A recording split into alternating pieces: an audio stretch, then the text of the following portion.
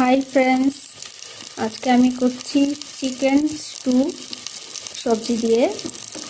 তো আমি সাদা তেল গরম করে তাতে একটু রসুন কুচি, আদা কুচি এবং ফোড়নে দিয়েছি এলাচ, লবঙ্গ, দারচিনি, তারপরে দিয়েছি পেঁয়াজ। এবারে দিলাম চিকেনটা একটু ভাজা ভাজা করে নেব। চিকেনটা ভাজা হচ্ছে, হালকা ভাজবো।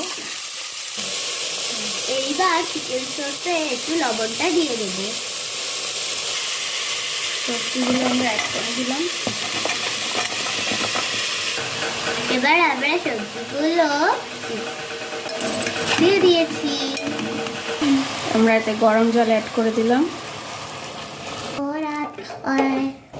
আমরা এবার এটাকে 2টো সিটি মারতে দিয়ে দেবো।